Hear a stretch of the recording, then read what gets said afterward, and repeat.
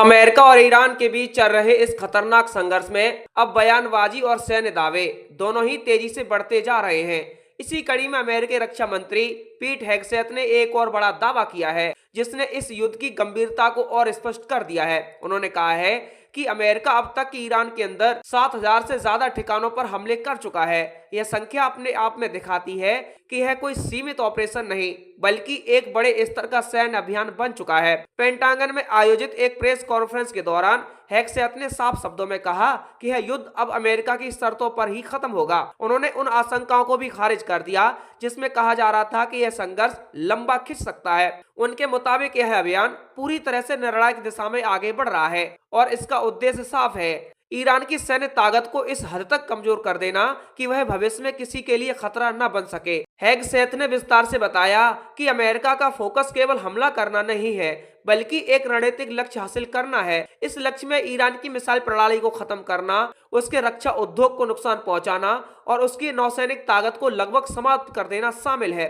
इसके साथ ही सबसे बड़ा उद्देश्य यह भी है कि ईरान किसी भी स्थिति में परमाणु हथियार हासिल न कर सके।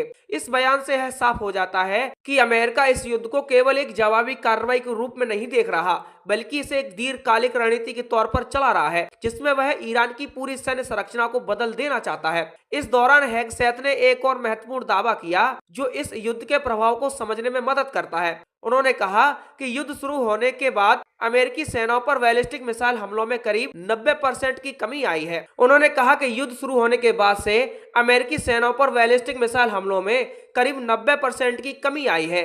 यही नहीं, ड्रोन हमलों में भी उल्लेखनीय गिरावट देखी गई है। उनका कहना था कि यह गिरावट इस बात का संकेत है कि ईरान की हमलावर क्षमता को काफी हद तक कमजोर कर दिया गया है। उन्होंने ये भी कहा कि अगर ईरान के पास क्षमता बची होती तो वह और ज्यादा हमले करता, लेकिन अब वह ऐसा करने की स्थिति में नहीं है। यह बयान सीधे तौर पर यह संदेश देता है कि अमेरिका अपने अभियानों को सफल मान रहा है और उसे लगता है कि उसने ईरान की जवाबी ताकत को काफी हद तक सीमित कर दिया है। इस पूरे घटनाक्रम में डैन की भूमिका भी अहम हो रही है।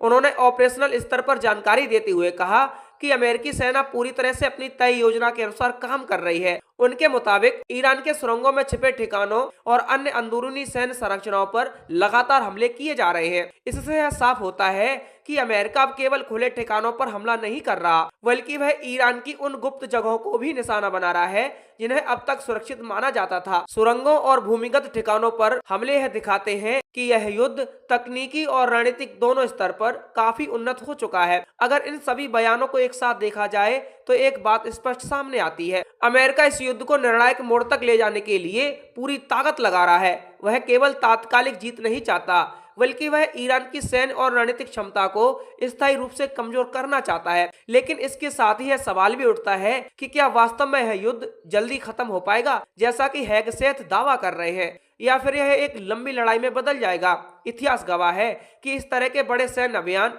अक्सर उम्मीद से ज्यादा लंबे चलते हैं और उनके परिणाम भी हमेशा एक तरफा नहीं होते। फिलहाल स्थिति यह है कि अमेरिका अपने दावों के जरिए यह दिखाने की कोशिश कर रहा है कि वह इस युद्ध में बढ़त बनाए हुए है।